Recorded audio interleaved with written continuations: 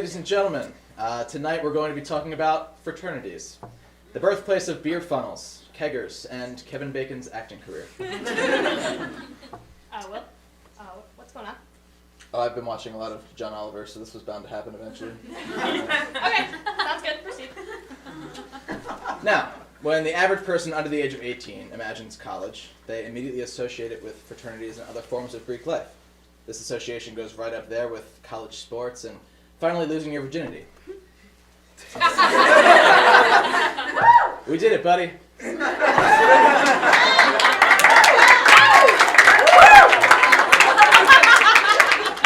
an old friend of mine. This can be attributed naturally to Hollywood and other forms of media, where it seems your diploma may as well just be God's hall pass for all the sins you committed while you attended college. We know that's not actually God, but if you know your Roman mythology, you'd know that Morgan Freeman is actually the Roman god of the party. So that's true. As you know, Purchase College does not recognize any Greek organizations on campus, and in fact, we are very unique among every other SUNY school in this way. We're unique in a lot of ways, but not having a sorority or fraternity is definitely one of them, though a few students are trying to change all of that. Sigma Alpha Mu is the name of the fraternity chapter, and not a new Pokemon game as I had originally and anticipated. And here at Purchase College, our motto is think wide open, be wide open. Now, think wide open, be wide open sounds more like the motto for a 24-hour McDonald's, or a new model of refrigerator that prevents cold from escaping, or a brothel. But we all get what the school was going for. Think wide open means you could probably assume that people would be open to this idea. That is, unless you're also a part of the SUNY Purchase Open Forum, in which case you know that no one's allowed to think anything. Except raccoons. You can think raccoons. Students have been so against the idea of a fraternity on campus that a few have created a bright pink t-shirts that display the words "fuck frats." Maybe you've seen them around. Really, guys, you made shirts? Pink shirts? You're one word away from being a frat yourself. One word. I'm just saying. Joking aside, it's very interesting that this is the first time we've seen these shirts, especially since this is not the first time that a frat has tried to be started here at Purchase. Last year, a fraternity called the New Row Chapter of Phi Beta Sigma attempted to get their wheels turning. So why is it that our student body is now willing to display these targeted shirts in front of these guys, but not before in front of New Row Chapter of Phi Beta Sigma? I'm just going to leave that question out there for anyone watching to answer for themselves. I'm not going near that. I'll herd the bear into the clearing, but I'm not poking it with a stick, you know? This school has caught fire with the anti-frat movement. Even our very own PTV has uploaded a video on YouTube labeled the Anti-Frat Program, in which a panel of students discusses disadvantages and consequences of Greek life. So I guess to start off stuff, it's important to note that the college, Purchase College does not officially endorse Greek life. Ernie Palmieri, the vice president of student affairs, and Thomas Schwartz, president of the school, have both said and stated explicitly that they will not be interested in keeping Greek life on this campus or instating it anytime soon. Additionally, the PSGA does not support it, the Senate does not support it, and it's also not covered by any student government insurance. So it's technically a liability, and it's not allowed to be on campus. Okay, stop right there. No, really, stop right there. I mean, if that's the truth, then there's nothing to worry about. Like, this is your drop the mic moment, yeah? It is at this point that we would like to say that we do not take a position on either side of this issue in terms of whether or not a frat is a good idea for this campus. We really don't give a shit. It's for you to decide, really. Frats across the country have done both incredible service and incredible amounts of injustice, and we certainly don't condone the inexcusable behavior of the more unjust organizations. Something we'd like to point out, however, is the blaringly obvious lack of pro-fraternity information in this anti-frat video, or any Greek life conversations happening for that matter, which is immensely important in any issue, so as to get the facts in line and not speculate on the other side's intentions. It's like when you yell at your dog for licking his genitals. No, Roscoe! Stop that! But Will, I was only cleaning myself of discharge so as to prevent bleeding disorders, urinary incontinence, and infections of the urethra or bladder. No, Roscoe, you weren't! You were giving yourself a blowjob and you're sleeping outside tonight. God damn it, Roscoe. I mean, think about it. Anti-frat group. Speaking on the issues of having a frat on campus without also giving said frat an opportunity to present their own points would be as unfair as, say, I don't know, a campus talk show interviewing the frat without ever asking a member of your panel to comment.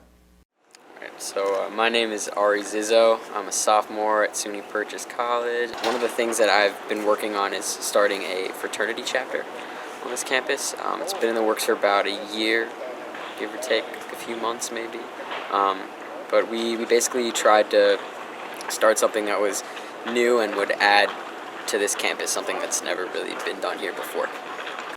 Oops.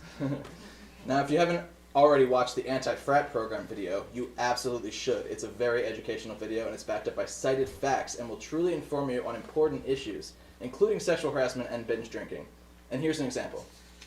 So there have been many deaths, I don't have the exact number, of people just falling out of fraternity house windows because the school can't maintain the buildings that are owned by fraternities. So almost no maintenance happens. A lot of them are out of fire code. No fire marshals ever walk through. Sometimes they fill them with bunk beds to the point where they are not even up to architectural code. So these are really dangerous buildings for people to be in. And that's a great piece of true information.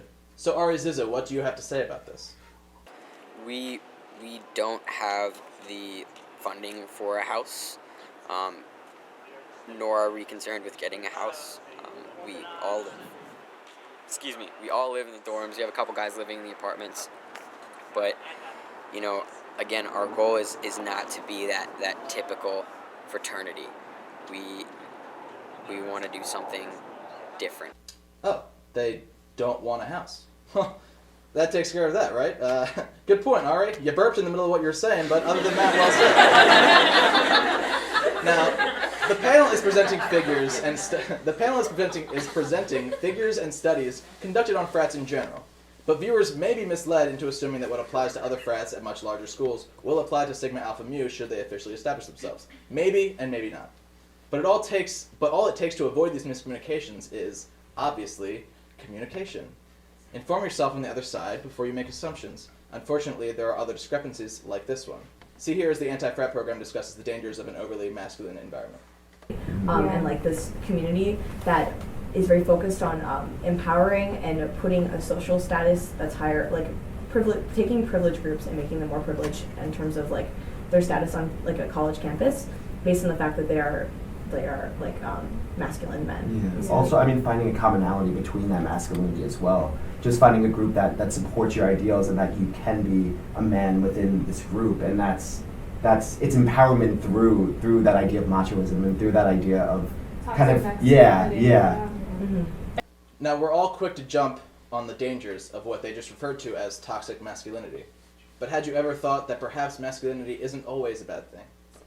I think one of the really big things that we've done with this fraternity is we've changed a law that allows trans guys and male identifying people to be able to join this, and that's not something that you'd find at a lot of schools. I think a lot of trans men get really intimidated and scared of your typical frat guy, and the fact that we have something in the works here that would allow people who maybe went through a lot of bullying or something in high school that really made them feel inferior and insecure. We have something here where they can come in and really feel like a guy, a real dude, I guess. Don't forget that these are also Purchase students running this thing. You have overlapping stances on important issues and movements. One issue in particular that presents itself when speaking of fraternities is hazing. One thing that I wanted to bring up, since you mentioned hazing, is it's actually been shown that at least one student has died of hazing-related injuries every year since 1970. So it's just and that's kind of funny when you tie that into the fact that almost every time, at least I read an article about deaths or injuries involving hazing, there's always some quote from the students saying oh, this is an isolated incident, this never occurs. And that's a horrifying fact. And the fraternity is all too aware of this statistic already. Actually, my mom lost her brother to a fraternity hazing incident when he was my age. So, I've grown up in a household that hasn't really been pro-Greek life, And that's yet another reason why I'm so passionate about doing this, is we really want to change the way that people view Greek life. Well, you will walk away from the anti-frat program video with a ton of new information. Something you will not walk away with is the notion that any of the panel members have even the slightest shred of belief that the founders of Sigma Alpha Mu could be well-intentioned. So please see the other side and watch the full video Purchase Late Night conducted with Ari Zizzo. And if you're 100% pro-fraternity but have never read up on your facts, also do watch PTV's anti-frat program. Just make sure you're watching the correct video because, and this is absolutely real, a second video was uploaded by PTV entitled Anti-Frat Program Episode 2 Knowledge Adventure, and you'll learn decidedly less from that.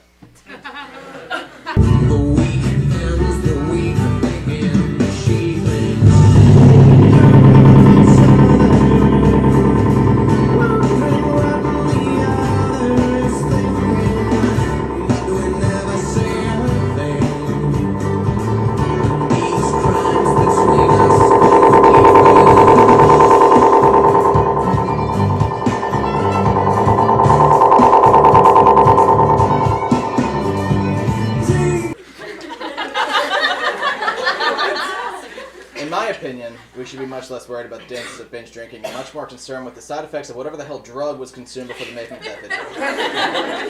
I actually know those guys. They're like really nice guys. They're really cool. Please learn for yourselves before taking a stance on anything based on what could be someone else's blinded perspective.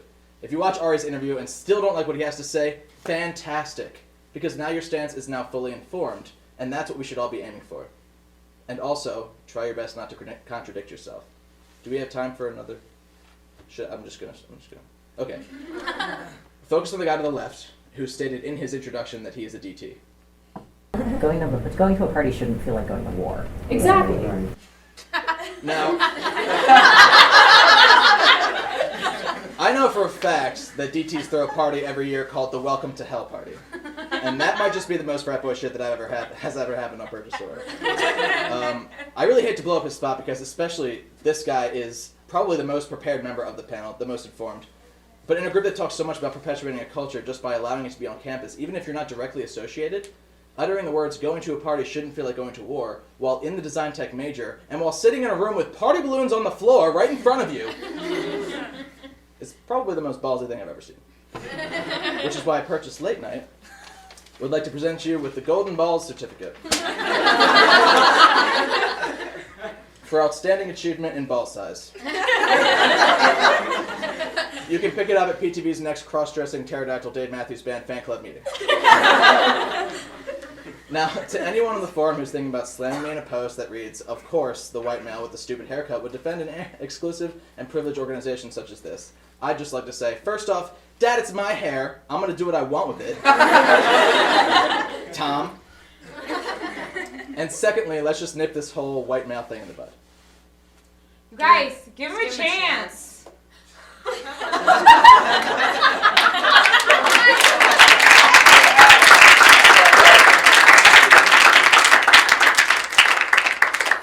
Just, yeah, not even, just hear what they have to say.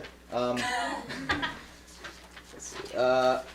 The forum is no place to be shooting down other people's points behind a computer screen. And to people giving this argument, which reads, guys, it's SUNY Purchase, which means think wide open, because people and fraternities and IDK bullying. Please understand that the argument can also be made that, guys, it's SUNY Purchase, which means think wide open, because people and IDK, anyone should have the chance to prove their good intentions and at least attempt to start an organization on campus if that's what they want to do. And finally, to the girl on the forum who, in response to a comment that I made about the frat, told me to please read any book. Good news.